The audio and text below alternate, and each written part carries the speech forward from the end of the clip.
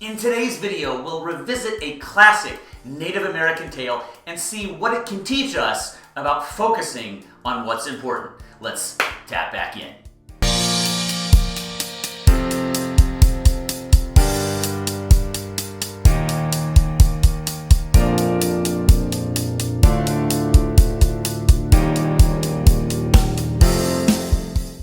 An Indian chief is speaking with his grandson.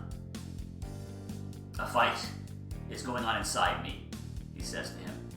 "It is a terrible fight, and it is between two wolves. One is evil. He is anger, envy, sorrow, regret, greed, arrogance, self-pity, guilt, resentment, inferiority, lies, false pride, superiority, self-doubt, and ego. The other is good. He is joy, peace, love, hope, serenity, humility, kindness, benevolence, empathy, generosity, truth, compassion, and faith. This same fight is going on inside you and in every other person too." The grandson thought about it for a minute and then asked his grandfather, "Which wolf will win?" The old chief simply replied, "The one you feed." In the COVID world we are living in, it's so easy to get lost in the negativity that surrounds it. Every time you turn on the news, open up your social media feeds, or put on your mask, or see other people doing the same thing, you can't help but be reminded of the horror surrounding this pandemic. And for many of us, it's these factors and more that are wearing down our mental health. Even the most resilient, the Pollyannas and the Stuart Smalleys of the world are discouraged.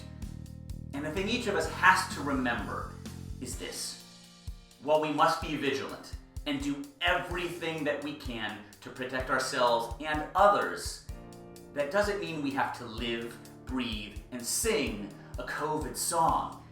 Listen, COVID is serious. We should be wearing masks, social distancing, and doing everything in our power to limit exposure so that we can stay healthy and save lives.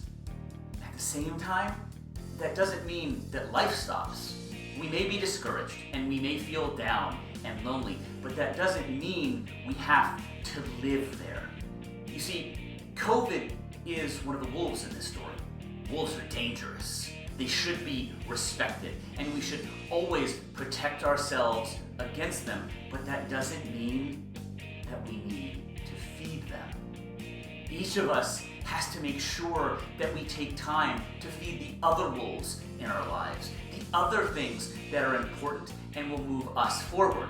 If all we do is focus on COVID, we risk our family, our friendships, our jobs, and our mental health. The key to tapping back in is remembering there is still more living to be done. Take time for yourself, read a book, go for a walk, play a video game, whatever helps you to unwind. Use the time to learn a new skill. There are so many online learning platforms that you can take advantage of. Make phone calls to family and friends. Leverage Zoom, FaceTime, WhatsApp, and more. Take a moment every day and write down 3 things that you are grateful for. Do something for another person. Cook for them. Ship them a surprise using your Amazon Prime account. Send them a card the old-fashioned way, handwritten, and make it personal. The key to surviving and thriving through this is not only flattening the curve, but making sure that we protect ourselves and our mental health and the mental health of others. A way of summarizing the wolf story is quite simply to say, wherever focus goes, motion flows. What you focus on is what you discover, nurture, and grow. Our brain has something called the reticular activating system, and in essence, it's a filtering system that blocks out unnecessary stimuli with one special caveat: it likes to prove you right. So if you think to yourself, the world is ending, this is chaos, and it's just going to get worse, your brain has evolved to prove you right. Every time you see some news, or a Facebook post, or witness someone acting in a negative way, your brain will go, "See, you were right. It's just getting worse." It's like feeding the evil wolf in the story. Our reticular activating system is, well, it's a hidden superpower. And now that we know we have this superpower, why not use it for our and others' benefit?